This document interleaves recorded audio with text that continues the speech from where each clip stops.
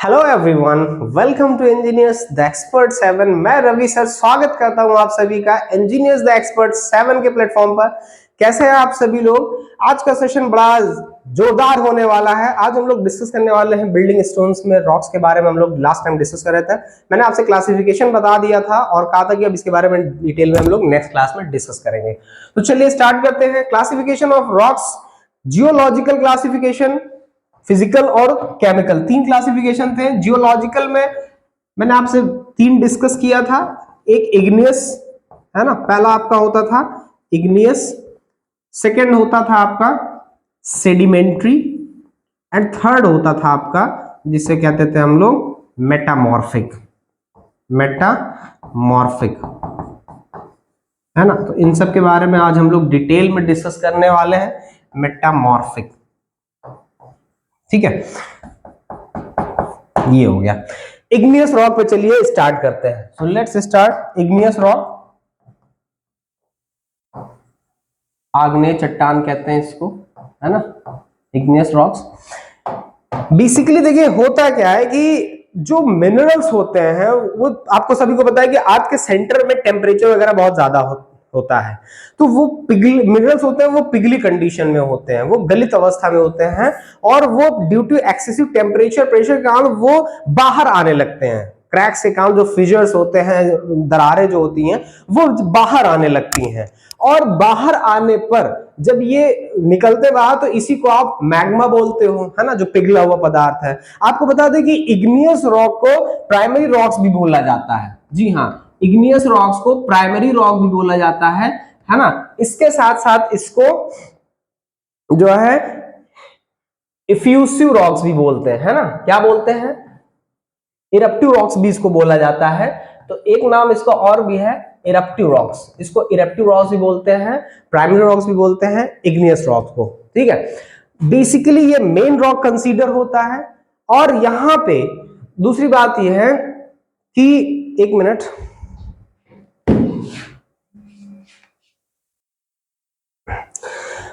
Igneous rock को primary rocks भी बोलते हैं, इरप्टिव रॉक्स भी बोलते हैं माय डियर। तो इग्नियस रॉक पे बात करते हैं। होता क्या है कि जो मेल्ट मटेरियल होता है, मिनरल्स होते हैं, वो पिघली हुई अवस्था में होते हैं क्योंकि इन सेंटर की तरफ पृथ्वी के टेम्परेचर बहुत ज्यादा होता है, एक्सेसिव टेम्परेचर प्रेशर के कारण, और वो फिर जो क्रैक्स होते हैं, जो फिजर्स होते हैं, वहां से वो बाहर आने का प्रयास करता है, ठीक है। इस पिघले हुए पदार्थ को ही आप सभी को पता है मैग्मा बोलते हो आप लोग इस मॉल्टन मटेरियल को। तो ये जब बाहर आता है माय डियर इग्नियस, तो होता क्या है कि जब पृथ्वी की सतह पर आ जाता है तो ये जमने लगता है, ये कूल होने लगता है, ठंडा होने लगता है माय डियर, ठीक है। तो यही आपका इस जब ये जम जाता है, अब ये जो नई रॉक बनती है, जो इस समय जो रॉक बनती है, that is called igneous rock, उसको आग्नेय रॉक्स कहते हैं। और ये आपका सिलिशियस टाइप की रॉक्स होती हैं। इसको अनस्ट्रेटिफाइड रॉक्स भी कहते हैं माय डियर, अनस्ट्रेटिफाइड रॉक्स भी कहते हैं, अनस्ट्रेटिफाइड रॉक्स भी कहते हैं, है ना, अनस्ट्रेटिफाइड रॉक्स भी कहते हैं। इसके साथ साथ ये दो तीन पार्ट में होता है, ऐसा नहीं है। जैसे मान लीजिए फिजर्स हैं आपके, तो ये आपका मान लीजिए मैंने कोई फिजर्स ले लिया, है ना, कोई रॉक्स। अब ये डिफरेंट लेयर्स बन गई, ये डिफरेंट लेयर्स बन गई, है ना, ये इस तरह से। तो अब इग्नियस रॉक्स कौन सी होती? इग्नियस रॉक्स से कुछ एग्जांपल्स मैं आपको बता दूं। जैसे इग्नियस रॉक्स में आपका ग्रेनाइट आता है ना, ग्रेनाइट आपका इग्नियस रॉक का एग्जांपल है। बेसाल्ट ट्रैप है, बेसाल्ट ट्रैप है ना। इसके साथ साथ आपका लिग्नाइट है ना, लिग्नाइट है ना, डोलेराइट है, ठीक है। तो बहुत सारे ये सब आपके क्या नाम है, इग्नियस रॉक के अंतर्गत आते हैं। तो आपको बता दें कि इसमें भी दो तीन चीजें हैं। जब ये मोल्टन मैग्मा, पिघला हुआ मैग्मा क्या होता है, जब किन्हीं कारणों से ये पृथ्वी की सतह पर नहीं आ पाता है, इन डेप्थ में ही ये जमा रह जाता है, तो पृथ्वी की सतह के नीचे ही जब ये जमा रह जाता है ना, तो ये आपका ग्रेनाइट बन जाता है ना। इसको डीप सीटेड प्लूटोनिक रॉक्स भी बोलते हैं, डीप सीटेड प्लूटोनिक रॉक भी बोलते हैं माय डियर। जी हाँ, डीप सीटेड प्लूटोनिक रॉक भी बोलते हैं। इसके अलावा अब अगर कोई मोल्टन मैग्मा या कोई लिक्विड मटेरियल इसमें जो है वो शैलो डेप्थ पे है माय डियर, ठीक है, शैलो डेप्थ पे, जैसे आपका डोलेराइट है, जी हाँ, डोलेराइट अगर आपका है ये शैलो डेप्थ पे है, शैलो डेप्थ पे, तो इसको हम लोग हाइपा बेसल भी बोलते हैं, है ना, हाइपा बेसल भी बोलते हैं, है ना, पोरीफिट्रिक रॉक भी बोलते हैं इसको, हाइपा बेसल भी बोलते हैं, पोरीफिट्रिक रॉक भी बोलते हैं, है ना, पोरीफिट्रिक रॉक भी बोलते हैं माय डियर, ठीक है। इसके अलावा कुछ जो हमारा मोल्टेन मैग्मा होता है, जब वो बाहर अर्थ सरफेस पे आने में सक्सेसफुल हो जाता है, ये सब तो बिलो द अर्थ सरफेस हो जाते हैं, ठीक है, तो ये जब अर्थ की सतह के ऊपर जब चला जाता है माय डियर, ठीक है, तो इसको ये आपका बेसाल्ट और ट्रैप का रूप ले लेता है, बेसाल्ट ट्रैप का रूप ले लेता है। आपको बता दें कि बेसाल्ट जो होता है वो ट्रैप से ज्यादा हार्ड होता है, जी हाँ, बेसाल्ट आपका ट्रैप से ज्यादा हार्ड होता है, डीप सीटेड हाइपरबेसल, और ये आपका इफ्यूजिव हो सकता है, ठीक है, इसको इफ्यूजिव भी बोल सकते हैं, इफ्यूजिव रॉक्स भी बोल सकते हैं यहाँ पे माय डियर। तो इस तरह से जो इग्नियस रॉक होती है, इस तरह से उसका फॉर्मेशन होता है, 3 पार्ट में हो सकते हैं, बिलो द अर्थ हो सकता है, जम जाएगा, दैट इज डीप सीटेड रोडन और ग्रेनाइट वगैरह इसमें आता है, शैलो डेप्थ आ जाता है, डोलेराइट वगैरह, पोरीफिट्रिक भी बोलते हैं, हाइपरबेसल लेयर बोल सकते हैं आप इसको, बेसाल्ट ट्रैप सबसे टॉप लेयर्स होती हैं इसकी। और आपको ये बता दें कि बेसाल्ट ट्रैप ज्यादा हार्ड हो जाती हैं इसके कंपैरिजन में, ठीक है। तो ये सारी चीजें थी माय डियर इग्नियस रॉक्स के बारे में। अब हम लोग नेक्स्ट डिस्कस करते हैं हमारा सेकंड जो है सेडिमेंट्री रॉक्स, जी हाँ, सेकंड अब हम लोग डिस्कस करने जा रहे हैं, इसका है सेडिमेंट्री रॉक्स। सेडिमेंट्री रॉक्स को तलछटी चट्टाने भी कहते हैं, सेडिमेंट्री रॉक भी बोलते हैं, और इसका एक नाम और है माय डियर जिसे हम लोग बोलते हैं एक्वेस रॉक्स, जलीय चट्टाने भी कहते हैं, जी हाँ, एक्वेस रॉक्स भी बोलते हैं इसको, एक्वेस रॉक्स भी बोलते हैं, और सेकेंडरी रॉक्स भी बोला जाता है माय डियर, है ना। तो इस तरह से कई सारे नाम आ जाते हैं, सेकेंडरी रॉक्स भी बोला जाता है।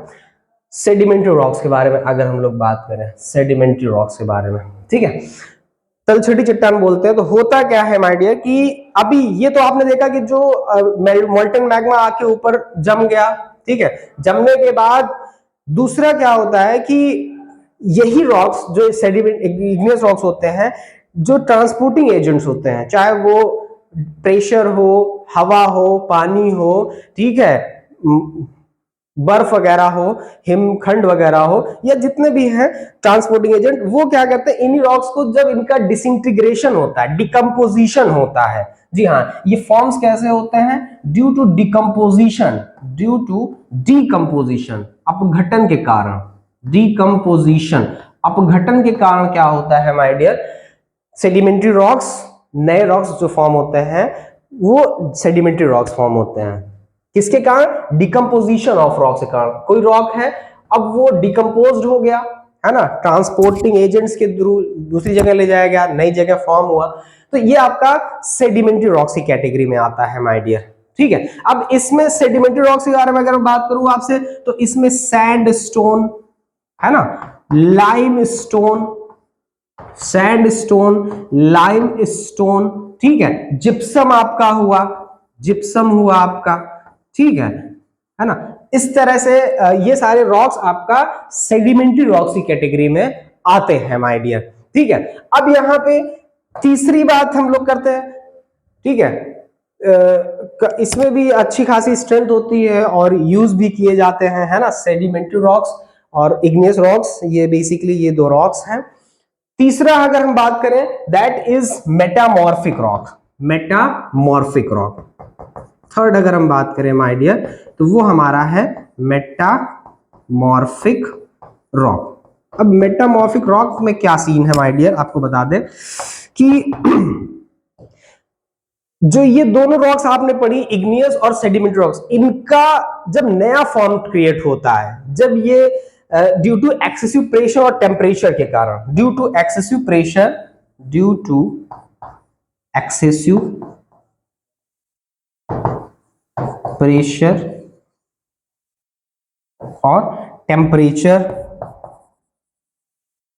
के कारण, ठीक है, फॉर्म न्यू फॉर्मेशन, क्या माय डियर, न्यू फॉर्मेशन, नया रूपांतरण जो होता है, ठीक है, इसके कारण एक्सेसिव प्रेशर टेम्परेचर के कारण जितने भी रॉक्स हैं वो जब नया फॉर्मेशन क्रिएट होता है, नई रॉक्स बनती हैं, that is called metamorphic rocks. इनकी प्रॉपर्टी इनके प्रीवियस फॉर्म से डिफरेंट होती है माय डियर। जी हाँ, इनकी प्रॉपर्टी इनके प्रीवियस फॉर्म से डिफरेंट होती है। जैसे मैं एक छोटा सा एग्जांपल अगर आपके सामने लूं, तो जो आपका ये मार्बल जिससे बनता है ना, मार्बल जिससे बनता है यानी कि लाइम स्टोन, लाइम स्टोन। तो लाइम स्टोन का क्या सीन है कि पहले ये अगर मान लीजिए कुछ इस तरह की जैसी भी प्रवृत्ति कर रहा हो, उसके बाद यहां पर टेम्परेचर एंड प्रेशर के कारण क्या हुआ, टेम्परेचर एंड प्रेशर के कारण क्या हुआ, ये थोड़ा सा इसका फॉर्म चेंज हुआ, ठीक है। और अब ये जो नए फॉर्म में जनरेट होता है, जो ये अब ये नए फॉर्म में जनरेट हो गया, दैट इज मार्बल।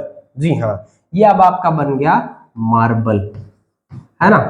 तो मार्बल आपका जब बन जाता है ये लाइम स्टोन, ठीक है। सैंड स्टोन तो आपका क्वार्टजाइट में कन्वर्ट होता है। तो इस तरह से अब चाहे वो प्रेशर के कारण, टेम्परेचर के कारण या किसी भी कॉजेस से जब ये एक नए अपने फॉर्म में जनरेट होता है, तो ये आपका यहाँ पर मेटामॉर्फिक रॉक्स कहलाता है ना। तो इस तरह से ये तीन क्लासिफिकेशंस हैं जो आपने पढ़े। मेटामॉर्फिक रॉक्स में कुछ रॉक्स हैं जो चेंज होती हैं, मैं उन सभी को आपको यहाँ पर डिस्कस कर देता हूं, लगभग सभी को। जैसे ग्रेनाइट रॉक है, ग्रेनाइट। तो ग्रेनाइट रॉक का क्या सीन है माय डियर, ये ग्रेनाइट नाइस में कन्वर्ट हो जाती है, ये नाइस में कन्वर्ट हो जाती है ना। अगर हम बात करें साइनाइट की, अगर हम साइनाइट की बात करें तो इसका क्या सीन है, साइनाइट हमारा कन्वर्ट हो जाता है नाइस में ही, साइनाइट हमारा नाइस में कन्वर्ट हो जाता है। इसके बाद अगर हम बात करें ग्रेनाइट, साइनाइट, उसके बाद आपका हम बात करें लाइम स्टोन की, लाइम स्टोन। तो लाइम स्टोन हमारा किसमें अभी कन्वर्ट हो गया, हमारा मार्बल में कन्वर्ट हो गया, ठीक है। अगर हम बात करें दोस्तों सैंड स्टोन की, तो सैंड स्टोन हमारा कन्वर्ट हो जाता है माय डियर आपके क्वार्टजाइट में, है ना, क्वार्टजाइट में कन्वर्ट हो जाता है। ये आपका मेटामॉर्फिक रॉक है, ये मेटामॉर्फिक है, और ये आपका प्रीवियस इग्नियस कह सकते हो या सेडिमेंट्री, ठीक है, जो भी रॉक्स है। सैंडस्टोन हो गया आपका, है ना। इसके साथ अगर हमारा आप बात करें हम, इसके साथ अगर हम आपका जो शेल है ना, शेल, शेल ये हमारा कन्वर्ट हो जाता है सिस्ट वगैरह में, ठीक है। शेल वगैरह है तो ये सिस्ट वगैरह में कन्वर्ट हो जाता है, ठीक है। इसके साथ मड स्टोन आपका है, मड स्टोन, मड स्टोन, ठीक है। तो मड स्टोन आपका कन्वर्ट हो जाता है माय डियर, ये भी किसमें, स्लेट में, है ना। मड स्टोन आपका स्लेट में कन्वर्ट हो जाता है, ठीक है। तो इस तरह से बहुत सारी चीजें हैं। आपका मार्ल आपका वो भी मार्बल में कन्वर्ट हो जाता है, ठीक है। डोलोमाइट, डोलोमाइट भी आपका मार्बल में कन्वर्ट हो जाता है। अगर हम बात करें डोलोमाइट की, डोलोमाइट की, तो वो मार्बल में कन्वर्ट मार्बल में कन्वर्ट हो जाता है यहाँ पे, वो आपका यहाँ पे माय डियर मार्बल में कन्वर्ट हो जाता है। इसके अलावा डोलोराइट की, डोलोराइट की अगर देखिए, डोलोराइट अलग है, डोलोमाइट अलग है, ठीक है। तो इसमें कंफ्यूज मत होइएगा, ठीक है। डोलोराइट अलग है, डोलोराइट हुआ आपका बेसाल्ट हुआ, ठीक है, बेसाल्ट हुआ, ठीक है। ये सब आपका स्लेट वगैरह में कन्वर्ट हो जाता है ना, स्लेट वगैरह में ये सब कन्वर्ट हो जाता है, ठीक है। तो इस तरह से कुछ फॉर्म्स हैं जो चेंज हो जाते हैं। इग्नियस रॉक्स या सेडिमेंट्री रॉक्स है वो मेटामॉर्फिक रॉक में कन्वर्ट हो जाते हैं। तो इस तरह से आपने देखा जो जियोलॉजिकल क्लासिफिकेशन था, फिजिकल क्लासिफिकेशन पे अब हम बात कर लेते हैं। फिजिकल क्लासिफिकेशन पे अगर हम बात करें, फिजिकल, तो फिजिकल में आपको बता दें कि तीन तरह से यहाँ पे क्लासिफाई किया गया था। फर्स्ट आपका है स्ट्रेटिफाइड रॉक्स, स्ट्रेटिफाइड रॉक्स।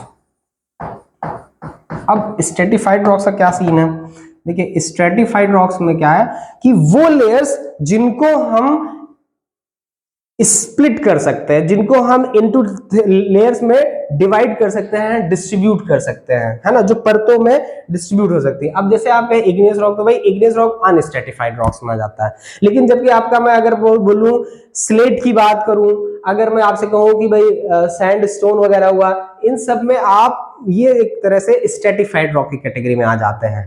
ठीक है, तो स्ट्रेटिफाइड रॉक्स कैन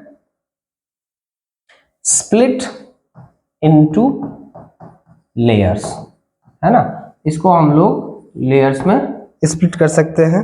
ठीक है, अनस्ट्रेटिफाइड रॉक्स में, अब इसमें आपको बता दें कि भाई जैसे आपका स्लेट हुआ, ठीक है, स्लेट हो गया, इसके अलावा सैंडस्टोन हो गया, है ना, ये सब हम लेयर्स में डिवाइड कर सकते हैं। ठीक, दूसरी बात कर लेते हैं अब हम माय डियर अनस्ट्रेटिफाइड रॉक की अगर हम बात करें, किसकी, अनस्ट्रेटिफाइड रॉक की। तो अनस्ट्रेटिफाइड रॉक के सीन में क्या हो जाएगा यहाँ पर कि इसको can not split into the layers, इसको हम लोग लेयर्स में स्प्लिट नहीं कर सकते। फॉर एग्जाम्पल जैसे मान लीजिए आपका ग्रेनाइट हुआ, है ना, ग्रेनाइट के साथ साथ बेसाल्ट या ट्रैप हुआ, ठीक है, बेसाल्ट हुआ, ट्रैप हुआ, लिग्नाइट हुआ, है ना, तो इस तरह से ये सारे जो रॉक्स आप देख रहे हैं इसको हम नहीं कर सकते हैं। तीसरा आपका जाता है माय डियर, जिसे बोलते हैं फॉलिएटेड रॉक्स, फॉलिएटेड रॉक्स। ठीक है, आपको बता दें कि मोस्ट ऑफ द ज्यादातर स्ट्रेटिफाइड रॉक्स जो होती हैं वो फॉलिएटेड ही होती हैं, है ना। सेडिमेंट्री रॉक्स ज्यादातर जो होते हैं, जो सिलिशियस रॉक होते हैं, सिलिका वगैरह जिसमें ज्यादा होते हैं, वो फॉलिएटेड हो सकते हैं। अच्छा, फॉलिएटेड का सीन क्या है यहाँ पे, फॉलिएटेड का मतलब है कि which can split into a definite direction, ठीक है, इनटू अ मतलब आप कह सकते हैं अलोंग इट्स क्रिस्टल फेस। ठीक है, तो फॉलिएटेड का यहाँ पे सीन है कि which can split into a definite direction, which can split into a definite direction, which can split along into a definite direction,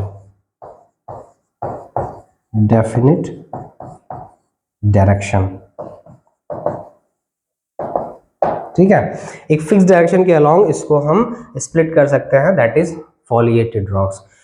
chemical rocks ज्यादातर most of the sedimentary rocks जो होते हैं वो फॉलिएटेड होते हैं, स्ट्रेटिफाइड रॉक्स आप कह सकते हैं।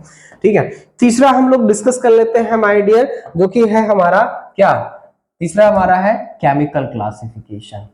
क्या है माय डियर, केमिकल क्लासिफिकेशन।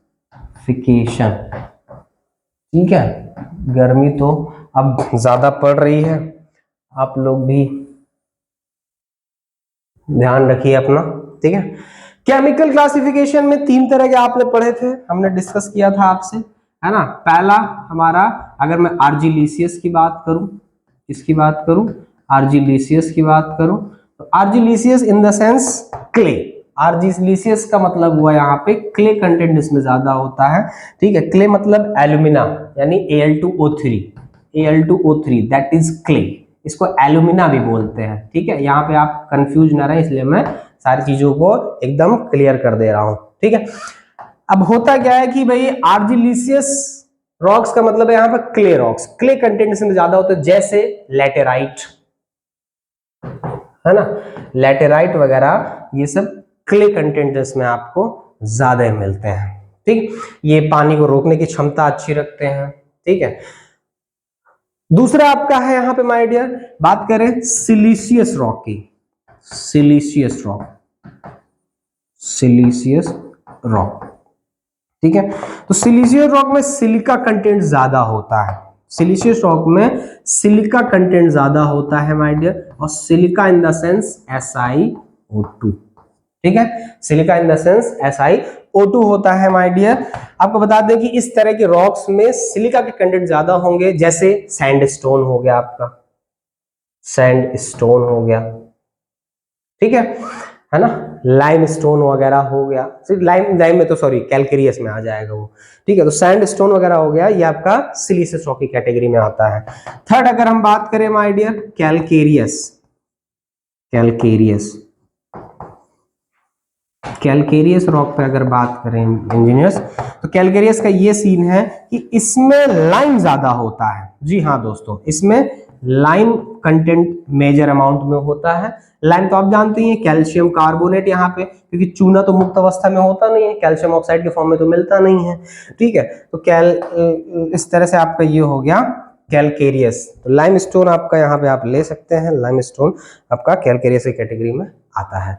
तो इस तरह से आपने देखा माय डियर, एक नॉर्मल हमारे सिविल इंजीनियरिंग के पर्सपेक्टिव में जो नेचुरल नॉर्मल क्लासिफिकेशन हो सकते हैं, वैसे ज्योग्राफी में जहाँ तो एक वास्ट एरिया आपको यहाँ पर मिलेगा इसका, लेकिन हमें जितना जरूरत है बस हमें उस पर ही डिस्कस करना है। अननेसेसरी इंडेप्थ में जाने की कोई जरूरत नहीं, जो हमसे पूछा जाता है बस हमें उसी पर डिस्कस करते हुए चलना है। अब यहाँ पे क्लासिफिकेशन तो आपने कर लिया, इसके साथ साथ सैंड में कुछ टेक्निकल टर्म्स यूज होते हैं, कुछ चीजें होती हैं, है ना, वो चीजें जरूरी हैं। अब बिल्डिंग स्टोन एक ऐसा चीज है कि भाई उसका बहुत सारे जगहों पे इस्तेमाल होता है, चाहे बिल्डिंग के कंस्ट्रक्शन में हो, रेलवे के कंस्ट्रक्शन में हो, फर्श में हो, स्लैब में हो, वॉल्स में हो, फाउंडेशन में हो, डैडो में हो, आर्किटेक्चरल ऑर्नामेंटल वर्क्स में हो। तो एक वाइड एरिया है, डिपेंड करता है कि भाई अपन लोग इसको इस्तेमाल कहाँ पे कर रहे हैं, उसके हिसाब से उसको हम उस टाइप का रॉक्स, हम उस टाइप का स्टोन हम यूज करते हैं। तो यहां पे माय डियर आपको बता दें कि कुछ प्रॉपर्टीज हैं, जैसे आपको बता दें जिसे बोलते हैं हेडर। क्या बोलते हैं? हेडर, है ना, कुछ प्रॉपर्टीज हैं हेडर। हेडर क्या होता है माय डियर? हेडर क्या है कि जैसे आप ईंट का हेडर देखते हैं, ईंट की दीवार की थिकनेस के फॉर्म में, उसी फॉर्म में ये हेडर होता है, उसी को बोलते हैं हेडर, ठीक है। ये किसको शो करता है? थिकनेस ऑफ स्टोन वॉल को शो करता है ना, स्टोन वॉल की थिकनेस वाला व्यू को शो करता है यहाँ पे माय डियर। आपको बता दें कुछ एक वर्ड और आपको मिलेगा जिसे बोलते हैं कोइन। कोइन बोलते हैं, ठीक है, कॉइन नहीं,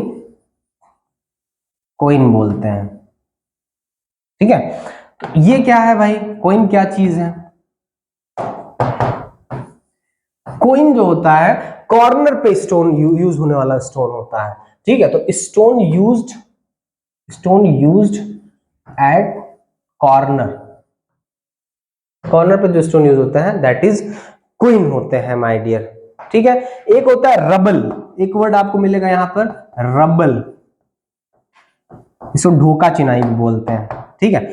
रबल मैशनरी क्या होता है? वो इरेगुलर शेप होते हैं, स्टोन के इरेगुलर शेप जब चिनाई में यूज किए जाते हैं उसको रबल मैशनरी या ढोका चिनाई कहा जाता है। तो इरेगुलर शेप, क्या? इरेगुलर शेप ऑफ ब्रिक, ठीक है। इसके साथ साथ एक होता है क्यूबिकल, स्टोन क्यूब्स बोल सकते हैं इसको, है ना, स्टोन क्यूब बोल सकते हैं, इसको बोलते हैं। अब स्टोन क्यूब क्या होता है? जब स्टोन के regular cubical shape, cubical box use किए जाते हैं, है ना, regular cubical box, regular shape of cubical box of stone, तो इसको बोलते हैं माय डियर स्टोन क्यूब। एक होता है मेटल स्टोन, एक बोलते हैं, आपको बता दे मेटल स्टोन, वो क्या होता है? मेटल स्टोन, ठीक है। मेटल स्टोन का क्या सीन है यहाँ पर? जो 40 mm से 60 mm के स्टोन के, ठीक है, स्टोन्स होते हैं उनको मेटल स्टोन बोलते हैं। 40 mm to 60 mm in size होते हैं माय डियर, और ये यूज होते हैं रोड वर्क में, used for road work, used in road work में, तो इनको मेटल स्टोन बोला जाता है, रोड वर्क में ये यूज होते हैं, है ना। तो ये कुछ टर्म्स थे, और भी कुछ टर्म्स है जो मुझे याद आ रहे हैं, मैं आपको डिस्कस करता हूं आपके साथ, ठीक है। एक वर्ड आपको मिलेगा क्वेरिंग, है ना, क्वेरी मिलेगा आपको। क्वेरी क्या चीज होती है बॉस? ठीक है, क्वेरी क्या होता है, कोई बताएगा? ठीक है। क्वेरी का क्या सीन है, इसको हिंदी में से बोलते हैं खदान, ठीक है। जहां से पत्थरों को निकाला जाता है वहां पे उस बेड को, ठीक है, वहां से पत्थरों को जब निकाला जाता है तो जिस जगह पे होते हैं खदाने, जहां से वो होते हैं उस जगह को क्वेरी बोलते हैं, ठीक है। तो place of stone from where, जहां से हम वी पिक स्टोन्स, ठीक है, स्टोन्स को जहां से हम उठाते हैं, दैट इज क्वेरी, या क्वेरी बेड भी बोल सकते हो आप, ठीक है। क्वेरिंग क्या होता है, एक टर्मिनोलॉजी आपको मिलेगी, quarrying. What is quarrying? Quarrying का क्या सीन है कि इस प्रोसेस को, the process of picking the stones from query bed, ठीक है, इसको क्वेरी या क्वेरी बेड बोल सकते हैं। तो process of picking, process to take और या पिक, है ना, ऑफ स्टोन कॉल्ड या क्वेरिंग, उसको बोलते हैं माय डियर क्वेरिंग बोलते हैं, ठीक है। इसके साथ एक वर्ड आपको मिलेगा फ्यूज। फ्यूज क्या होता है? फ्यूज क्या होता है माय डियर, कि जब इसको ब्लास्ट किया जाता है, क्योंकि आप स्टोन की, जब स्टोन को निकाला जाता है तो उसको कई बार ब्लास्ट करके भी हमें निकालना पड़ता है, ठीक है, क्योंकि ये रॉक्स में दबे होते हैं, जमीन में दबे होते हैं। तो उसका एक पलीता होता है, एक पलीता होता है जो बहुत ज्वलनशील तरह का होता है, जिसमें आग लगाई जाती है, उसी को फ्यूज बोलते हैं यहाँ पे माय डियर, ठीक है। अब इसके साथ साथ थिन, ठीक है, अथिन टैग होता है, एक पतला सा धागा होता है जो कि बहुत ही ज्वलनशील होता है, ठीक है। टू फायर किसके लिए यूज होता है? आग लगाने के लिए यूज होता है, ठीक है। फायर मिस एक वर्ड होता है, फायर मिस। मेरे को जो जो याद आ रहा है मैं आपसे डिस्कस करता जा रहा हूं, अगर कुछ होगा तो बताना मेरे को, ठीक है। मिस फायर का when the fire not done, when fire not done, आपने आग लगाई लेकिन आग नहीं लगी, व्हेन फायर नॉट डन, ये आपका फायर मिस कहलाता है, ठीक है। तो ये सारी चीजें होती हैं माय डियर, कुछ और भी टेक्निकल टर्म्स आई होप होंगे उसमें, ठीक है, वो सारी चीजें आप याद कर सकते हैं। ब्लास्टिंग, ब्लास्ट, जब इसको ब्लास्ट कर दिया जाता है स्टोन को तो छोटे छोटे टुकड़ों में टूट जाता है, फिर उसको हम आसानी से निकाल लेते हैं, तो वो ब्लास्टिंग प्रोसीजर हो जाता है, ठीक है। ये सारी चीजें एक नॉर्मल स्टोन में, एक नॉर्मल का जो स्टोन का होता है उसके बारे में होती हैं। अब हम एक और टर्म है जिसे बोलते हैं LLR, आपको आपके साथ डिस्कस करते हैं, line of least resistance. Line of least resistance क्या होता है भाई साहब? लाइन ऑफ लीस्ट, देखिए बिल्डिंग मटेरियल अपने आप में बहुत ही वास्ट एरिया है, लेकिन अब हम सारी चीजों को डिस्कस करेंगे तब तो डिस्कस करते रह जाएंगे ना, लेकिन हमें उन चीजों को जरूर डिस्कस करना है जो हमारे एग्जाम्स में, जो हमारे पॉइंट ऑफ व्यू से इंपॉर्टेंट है। अब इसको शॉर्ट में LLR बोलते हैं, LLR।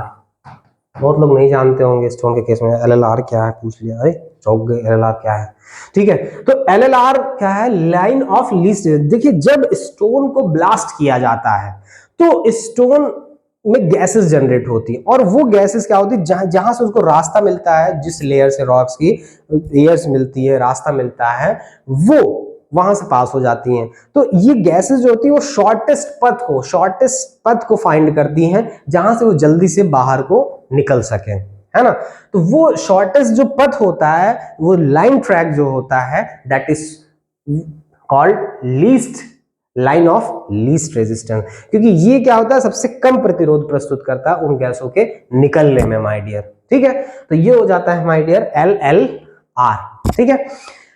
अब बात करते हैं दोस्तों स्टोन्स के बारे में, आपने ये तो जान लिया मोटा मोटा, ठीक है।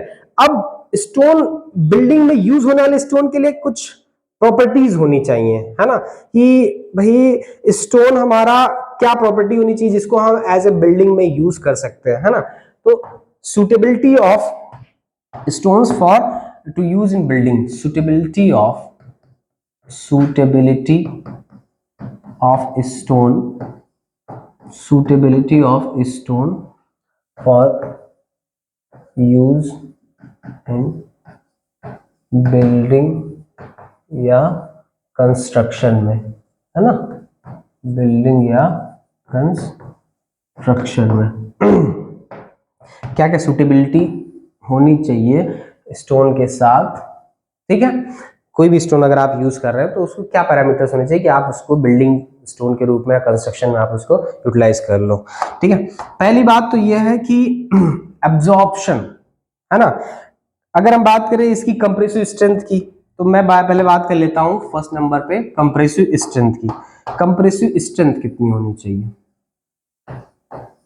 कंप्रेसिव स्ट्रेंथ, कोई भी हमारा अगर स्टोन हम यूज कर रहे हैं, चाहे वो एनबीओ के अकॉर्डिंग, नेशनल बिल्डिंग ऑर्गेनाइजेशन के अकॉर्डिंग ही क्यों ना हो, ठीक है, तो हमें ये ध्यान देना है कि उसकी compressive strength should not less than, ठीक है, 1000 kg पर सेंटीमीटर स्क्वायर। जी हाँ, उसकी क्रशिंग स्ट्रेंथ या कंप्रेसिव स्ट्रेंथ आप कह सकते हैं 1000 kg पर सेंटीमीटर से कम नहीं होनी चाहिए, ठीक है। वाटर एब्जॉर्प्शन की अगर बात करें माय डियर, तो वाटर एब्जॉर्प्शन उसका 10% से अधिक नहीं होना चाहिए। जी हाँ, वाटर एब्जॉर्प्शन उसका 10% से अधिक नहीं होना चाहिए, should not greater than by weight of 10%, है ना, ठीक है। ये दो चीजें जरूर ध्यान में रखनी चाहिए। उसका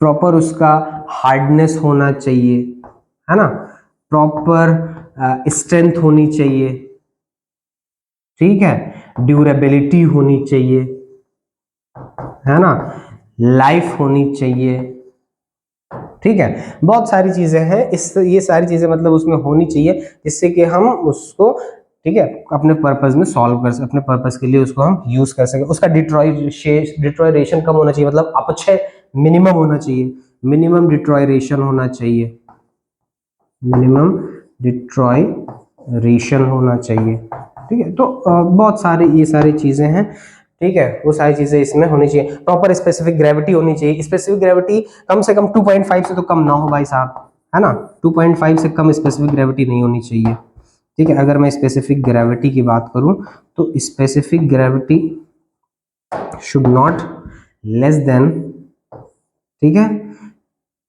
शुड नॉट लेस देन आपका इससे ज्यादा होना चाहिए, किससे? 2.5 से, 2.5 से तो कम से कम स्पेसिफिक ग्रेविटी इसकी ज्यादा होनी चाहिए। ये कुछ पैरामीटर्स हैं, अगर वो स्टोन आप बिल्डिंग में यूज कर रहे हैं, किसी कंस्ट्रक्शन में, तो कम से कम ये सारी चीजें तो उसमें होनी चाहिए, ठीक है। तो अब हम कुछ इसी तरह से कुछ स्टोन्स के बारे में बात करते हैं, है ना, कुछ प्रॉपर्टीज उनकी डिस्कस करते हैं, तो और भी आगे हमें सारी चीजें क्लियर होती जाएंगी। तो चलिए पहले मैं बात कर लेता हूँ ग्रेनाइट के बारे में। मैं फर्स्ट बात करता हूँ ग्रेनाइट। ग्रेनाइट का क्या सीन है? ग्रेनाइट, ठीक है। ग्रेनाइट दोस्तों आप सभी को पता है कि ग्रेनाइट एक सिलिशियस रॉक है ना, इसमें सिलिका का कंटेंट ज्यादा होता है और इसकी स्ट्रेंथ भी सिलिका की परसेंटेज पर डिपेंड करती है। आपको बता दें कि सिलिका इसमें 60 से 80% तक भी हो सकता है। जी हाँ, सिलिका इसमें 60 से 80% तक भी हो सकता है। अब मैं कुछ इसके सिलिका के बिहाफ पे, जैसे जैसे इसमें स्ट्रेंथ बढ़ती, सिलिका बढ़ता जाता है, इसकी स्ट्रेंथ बढ़ती जाती है। सिलिका का मैं इसमें डिस्ट्रीब्यूशन कर देता हूं। इस आधार पे जो ग्रेनाइट रॉक्स है हमारी दो तरह से क्लासीफाई की जाती है, एक बेसिक रॉक्स में, एक एसिड रॉक्स में, है ना। तो बेसिक रॉक बेसिकली वो होती है जिनमें 52% से कम होता है, 52% उससे बिलो होता है सिलिका का परसेंटेज, जबकि एसिड रॉक्स में उससे ज्यादा होता है, ठीक है। तो अगर हम बात करें पहले एसिड रॉक्स में इसको डिवाइड कर दे, अगर हम एसिड रॉक्स में माय डियर आपको बता दें कि सिलिका का परसेंटेज जो होता है वो ये पूछा जाता है फिलहाल, ये आपका 70 से 80% होता है दोस्तों, 70 से 80% होता है। अगर हम बात करें दोस्तों, इसके बाद सेकंड नंबर पे आता है, इसको क्लासिफाई करते हैं जिसे बोलते हैं इंटरमीडिएट रॉक। क्या बोलते हैं? Intermediate rock. इंटरमीडिएट रॉक में क्या सीन होता है कि ये परसेंटेज घट के 60 से 70% हो जाता है सिलिका का। इसके बाद आता है बेसिक रॉक्स। बेसिक रॉक्स में अगर बात करें तो बेसिक रॉक्स का क्या सीन है? बेसिक रॉक्स का, ठीक है। बेसिक रॉक्स में माय डियर आपको बता दें ये परसेंटेज घट के हो जाता है 45 से 60%, ठीक है। और इसके बाद अल्ट्रा बेसिक रॉक्स शुरू होता है, बोलते हैं अल्ट्रा बेसिक रॉक, ठीक है। तो ये घट के हो जाता है 30 से 35% दोस्तों, 30 से 45%, सॉरी 30 से 45%। इसके साथ साथ एक टर्मिनोलॉजी में और आपको बताने जा रहा हूं जिसे बोलते हैं प्यूमिस। आपने सुना होगा एक वर्ड प्यूमिस। बेसिकली प्यूमिस क्या होता है?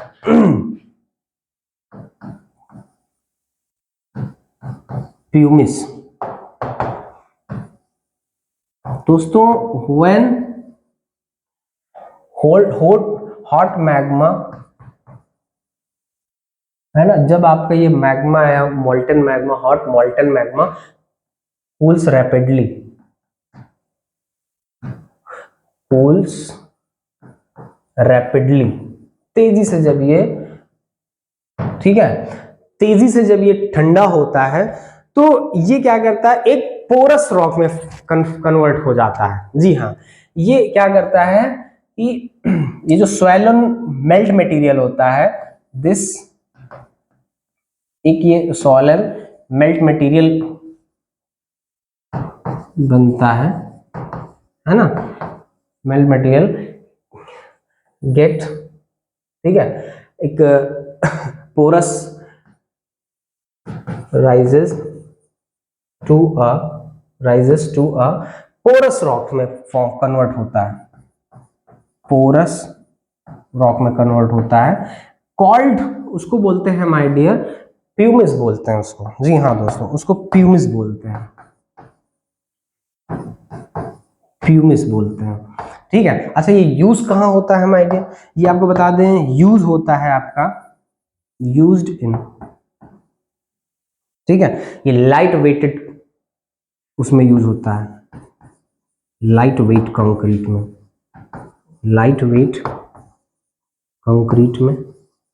इसके साथ साथ हीट इंसुलेटर का भी काम करता है, ये हीट इंसुलेशन में भी यूज होता है, ठीक है। तो ये प्यूमिस का सीन था माय डियर, आपको बता दें ये सारी चीजें आपने सीखी यहाँ पर। अब इसके बाद कुछ ग्रेनाइट वगैरह के बारे में और डिटेल में डिस्कस कर लेते हैं हम लोग। ग्रेनाइट की बात करें अगर तो चलिए ग्रेनाइट के कुछ पैरामीटर्स में और बात कर लेते हैं हम लोग, है ना। कॉमन बिल्डिंग स्टोन्स, ये ग्रेनाइट जो वगैरह जो है, ग्रेनाइट हुआ, सैंड स्टोन हुआ, आपका बेसाल्ट ट्रैप हुआ, है ना, ये सब आपका कॉमन बिल्डिंग स्टोन्स में आते हैं। जी हाँ, some common building stones, some common building stones, some common building stones में यूज होते हैं। कौन कौन से हैं? जैसे आपका पहला एक है आपका ग्रेनाइट, फर्स्ट है आपका यहाँ पे ग्रेनाइट, ग्रेनाइट, ठीक है। तो ग्रेनाइट का क्या सीन है दोस्तों, मैं आपको बता दूं कि ग्रेनाइट एक, आपको ये तो पता चल गया भाई इग्नियस रॉक है ना, प्राइमरी रॉक्स है, अनस्ट्रेटिफाइड रॉक्स है, इसको इरप्टिव रॉक्स भी बोलते हैं। तीन चार नाम मैंने आपको बता डाले, ठीक है। इसके अलावा ग्रेनाइट का अगर मैं कलर की बात करूं तो डार्क चित्तीदार, है ना, चित्तीदार ब्लैक या ब्राउन में आपको आ सकता है, डार्क ग्रे कलर, मतलब ब्राउन या मतलब चित्तीदार, ठीक है, चित्तेदार, ठीक है, ब्राउन ब्लैक इन सब कलर में ये अवेलेबल होता है माय डियर, ठीक है। और ये तो आपको क्लियर ही वही अनस्ट्रेटिफाइड रॉक है, ठीक है। और इसमें इसका जो स्पेसिफिक ग्रेविटी की अगर मैं बात करूं माय डियर, तो स्पेसिफिक ग्रेविटी इसकी 2.7 तक होती है। जी हाँ, इसकी स्पेसिफिक ग्रेविटी 2.7 तक होती है माय डियर। एनबीओ के अकॉर्डिंग या वैसे भी इसकी अगर मैं स्ट्रेंथ की बात करूं, अगर मैं इसकी इस क्रशिंग स्ट्रेंथ की बात करूं, क्रशिंग स्ट्रेंथ की बात करूं तो इसकी क्रशिंग स्ट्रेंथ माय डियर आपको बता दें कि 770 से 1300 केजी पर सेंटीमीटर स्क्वायर इसकी क्रशिंग स्ट्रेंथ ली जाती है।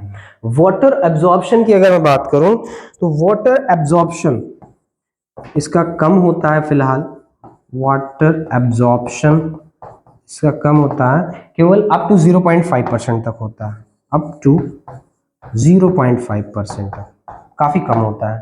ठीक है, ये यूज होता है ये किसमें, आपको बता दें कि ये रेलवे ट्रैक में भी यूज होता है, रेलवे ट्रैक के नीचे गिट्टी वगैरह बिछाने में, रोड वगैरह में यूज होता है, बिल्डिंग्स में भी यूज हो सकता है। ठीक है, तो यूज्ड इन रोड वर्क्स में आप इसको यूज कर सकते हैं, है ना, रेलवेज में यूज कर सकते हैं आप इसको, है ना, बिल्डिंग्स में यूज कर सकते हैं इसको। ठीक है, अच्छा होता है, इसकी स्ट्रेंथ वगैरह सारी चीजें अच्छी होती हैं।